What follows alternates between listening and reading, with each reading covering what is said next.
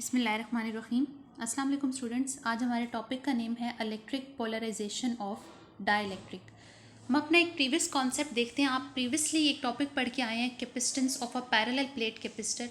उस टॉपिक के अंदर एक चीज़ आपने स्टडी की थी कि कैपेसिटर की प्लेट्स के दरमियान अगर हम कोई डाइलेक्ट्रिक मीडियम प्लेस कर दें तो उसकी कैपेसिटेंस इंक्रीज़ कर जाती है by some dielectric constant epsilon r. अब इस चीज़ को हम इसमें प्रूव भी करेंगे कि वाकई उसकी कैपेसिटेंस इंक्रीज़ करती है डाइलेक्ट्रिक की बाय इलेक्ट्रिक पोलराइजेशन, यानी कि कैपेसिटी इंक्रीज़ कर जाती है कैपेसिटर की by the presence of dielectric. और ये किस वजह से होता है? Electric polarization of dielectric.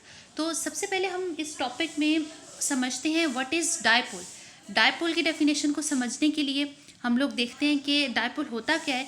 तो डायपोल याद रखिएगा, जब भी दो इक्वल और ऑपोजिट चार्जेस को हम एक स्मॉल डिस्टेंस डी के साथ सेपरेट आउट कर दें तो ये बनाते हैं डायपोल। अब अगर ये जो डाइलेक्ट्रिक के मॉलिक्यूल्स हैं अगर ये डायपोल बन जाए under the action of electric field तो हम कह सकते हैं कि वो डाइलेक्ट्रिक हमारा इलेक्ट्रिकली पोलराइज्ड हो गया है। इसका मतलब अब डायपोल भी हमने समझ लिया और हमने पोलराइजेशन को भी समझ लिया कि व्हाट इज़ इलेक्ट्रिक पोलराइजेशन। अब इस इलेक्ट्रिक पोलराइजेशन को हमने डाइलेक्ट्रिक में समझना है कि इलेक्ट्रिक पोलराइजेशन डाइलेक्ट्रिक की कैसे होती है। तो हम लोग कंसिडर करते हैं, सबसे पहले हम लोग एक डाइलेक्ट्रिक कंसिडर करते हैं। वो डाइलेक्ट्रिक कोई भी इंसुलेटर हो सकता है। अब डाइलेक्ट्रिक क्योंकि एटम्स और मॉलिक्यूल्स पे मुश्तमिल होता है और ये जो एटम्स और मॉलिक्यूल्स होते हैं आपके, ये इलेक्ट्रिकली न्यूट्रल होते हैं, यानी कि इसमें इक्वल अमाउंट ऑफ पॉजिटिव और नेगेटिव चार्जेस मौजूद होते हैं और इन पॉजिटिव और नेगेटिव चार्जेस का सेंटर कॉमन होता है, यानी कि इनके सेंटर एक दूसरे को कोइंसाइड करते हैं। अब हम एक और चीज़ देखते हैं कि ये तो हमने देख लिया in the absence of electric field. Dielectric का बिहेवियर हमने चेक किया in the absence of electric field. अब इस फिगर में आप देखें डाइलेक्ट्रिक का behaviour in the presence of electric field. अब अगर इसी डाइलेक्ट्रिक मीडियम को उठा के हम कैपेसिटर की प्लेट्स के दरमियान में प्लेस कर देते हैं तो देखें क्या होगा कि जब ये कैपेसिटर की प्लेट्स के दरमियान में प्लेस होगा तो जिसके मॉलिक्यूल्स के अंदर पॉजिटिव और नेगेटिव चार्जेस हैं इनका बिहेवियर चेंज हो जाएगा। यानी पहले इसका बिहेवियर कैसे था कि इसके पॉजिटिव और नेगेटिव चार्जेस कोइंसाइड कर रहे थे, इनका सेंटर क्या था? कॉमन था।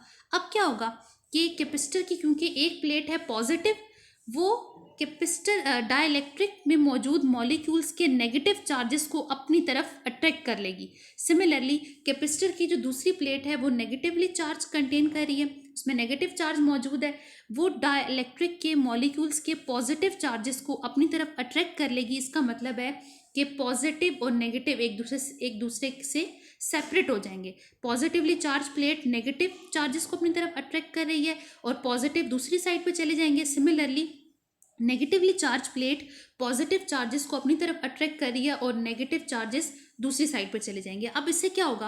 अब देखिए ये डायपोल्स बन चुके हैं। डायपोल्स कैसे बन चुके हैं कि पहले तो इनका सेंटर सेम था, कॉमन था, लेकिन अब इनके सेंटर कॉमन नहीं रहे बल्कि सेंटर इनके चेंज हो गए हैं। पॉजिटिव नेगेटिव से सेपरेट हो गया और नेगेटिव पॉजिटिव से सेपरेट हो गया। तो देखिए ये क्या बन गया, आपके डायपोल बन गए हैं और ऐसे डाइलेक्ट्रिक हम कहते हैं कि वो इलेक्ट्रिकली पोलराइज्ड हो गए। तो ये पोलराइजेशन हुई है ड्यू टू इलेक्ट्रिक फील्ड। अब यहाँ पर दोनों के सेंटर भी कॉमन नहीं रहे हैं, अलग अलग हो गए हैं, कोइंसाइड नहीं कर रहे हैं इसके। अब इस फिगर में अगर आप देखें कि डाइलेक्ट्रिक मीडियम के बारे में हमने डिस्कस कर लिया, कैपेसिटर की प्लेट्स और पोलराइजेशन डाइलेक्ट्रिक इलेक्ट्रिक फील्ड की कैसे हो रही है ड्यू टू इलेक्ट्रिक फील्ड, कोई भी आपका कैसे इलेक्ट्रिकली पोलराइज्ड हो रहा है एक डाइलेक्ट्रिक मीडियम। नेक्स्ट अब हम इसको समझते हैं कि इसकी वजह से, यानी हम कह रहे हैं कि वो इसमें इसकी कैपेसिटेंस इंक्रीज करेगी। तो एक डाइलेक्ट्रिक मीडियम को अगर हम लोग in the presence of electric field देखें तो कैपेसिटर की कैपेसिटेंस कैसे इंक्रीज करती है, इस चीज़ को हमने समझना है। तो इसके लिए हम लोग एक और फिगर देखते हैं, फिगर 2। इस फिगर में आप देखें एक चीज़ कि हमने जो कैपेसिटर के पॉजिटिव और नेगेटिव चार्जेस यहाँ पे लिए थे, तो आप देखें इसकी एक एक्सटर्नल इलेक्ट्रिक फील्ड भी होगी जो कैपेसिटर की प्लेट्स की वजह से होगी। सिमिलरली आप अगर अपने डायपोल्स को देखें तो ये जो आपके डायपोल्स बन चुके हैं जो कि इलेक्ट्रिकली पोलराइज्ड हो चुके हैं, इनकी भी एक इलेक्ट्रिक फील्ड होगी, इंटरनल इलेक्ट्रिक फील्ड होगी और वो एक्सटर्नल की ऑपोजिट डायरेक्शन में होगी। ठीक है, तो दोनों की डायरेक्शन क्या है? ऑपोजिट। तो अब क्योंकि एक्सटर्नल की डायरेक्शन अलग है, इंटरनल की डायरेक्शन अलग है ड्यू टू डाइलेक्ट्रिक मीडियम, तो जो नेट इलेक्ट्रिक फील्ड होगी वो पहले से क्या होगी? कम हो जाएगी, यानी रिड्यूस हो जाएगी।